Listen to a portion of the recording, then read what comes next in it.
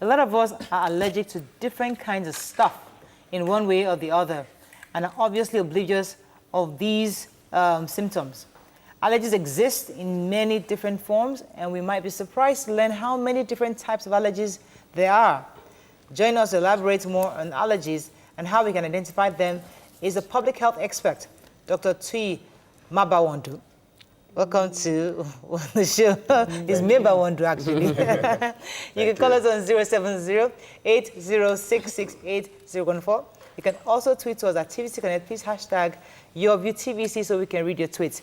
Right, allergies. We know usually people, there are different types of allergies, and here nobody really pays attention. You just get over it, you'll be all right. And my mother used to tell me that I was allergic to crayfish. Because she was allergic to crayfish, automatically she bestowed allergy on me. Until I grew up and I was eating seafood, and I didn't have an issue, but she had allergy. So I grew up thinking that I was allergic to fish until I said, let me just even try this thing. So how do we find out if we are allergic to anything at all? What are the symptoms do we look out for? Thank you. Allergy has become it's becoming a serious public health issue worldwide, especially with the sophistication of human living. We find out that it's impacting so much on the living, on health, on economy of individuals, and the nation as well, because it can affect the school attendance, workplace, and so many other things. You look at it, if you look at the figure, 300 million people asthmatic worldwide, another 250 million to food allergies, about 10% of the population to actually drugs allergy.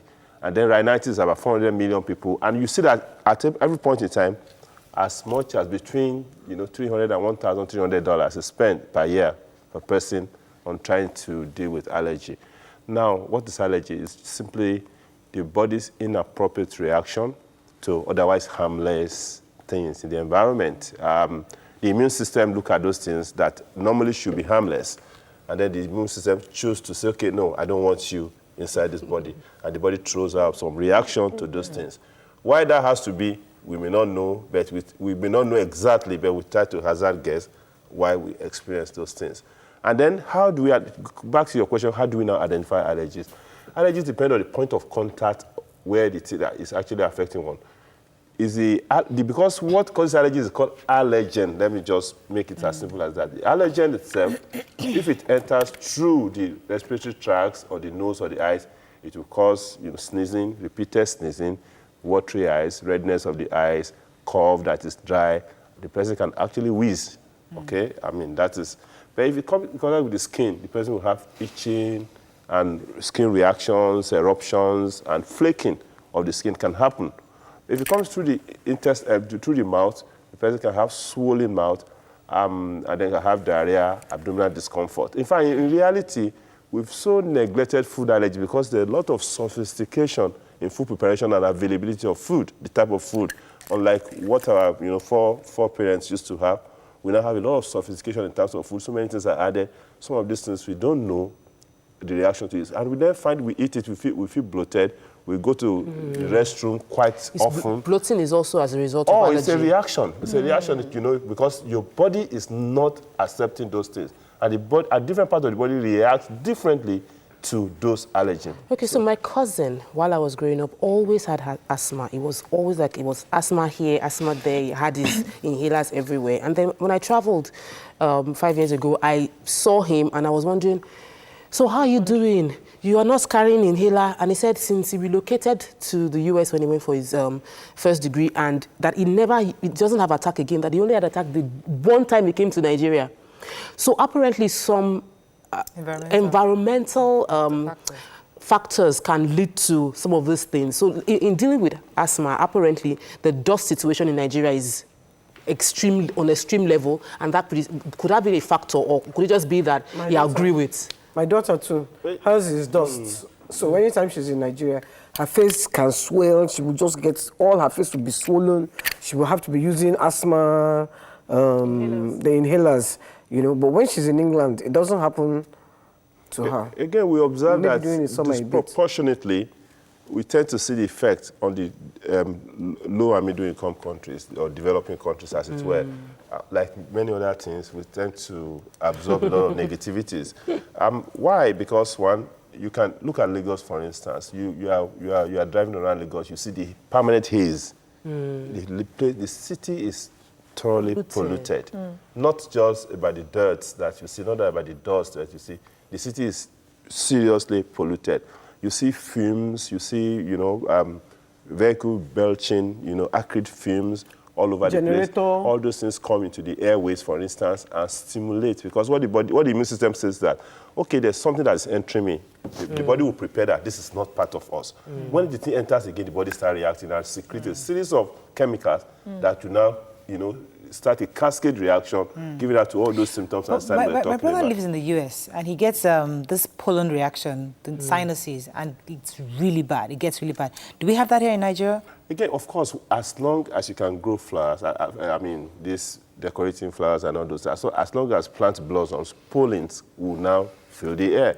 We've not dealt with smoke, we've not dealt with dust, we've not dealt with dust. Now dealing with How do we pollen? now get to deal with pollens? Of course, some of us that have pets, those, danders, those flakes that fall off the hair and the skin can actually, it's quite allergic.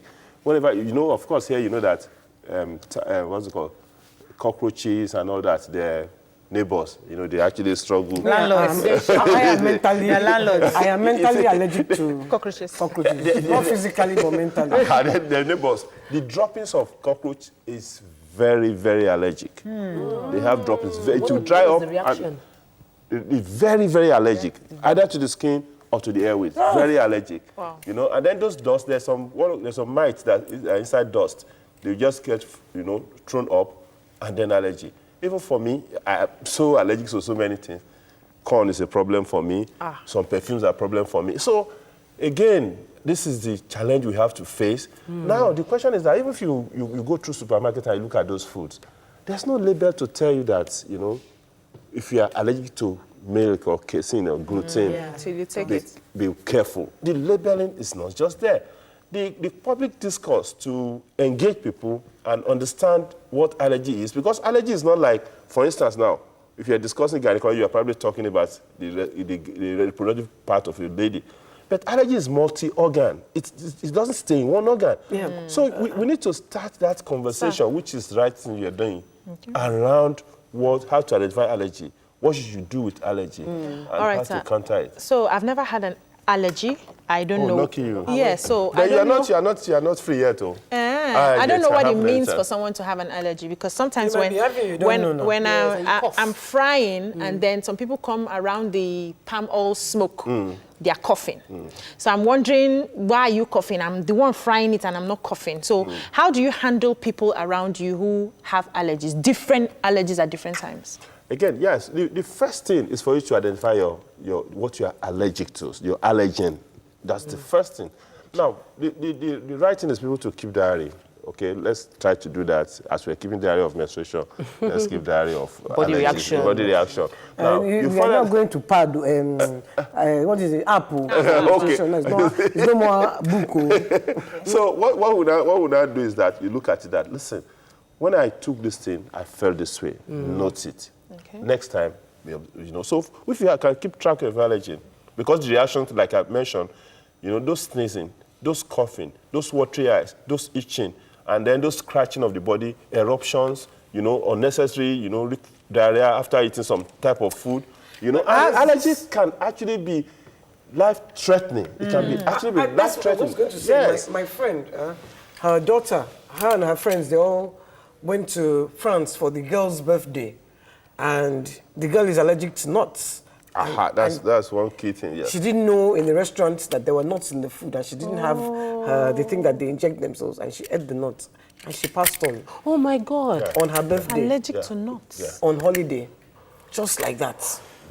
Allergy, and people don't really know about the seriousness of these allergies. Me, I'm allergic to nuts, so I have rashes on my face. No, I eat just nuts. literally, once I eat It nuts, can- my face is just rash everywhere. That one is pimples. No, rash. Run away from it. It's as simple as Immediately. that. Yeah, there's no...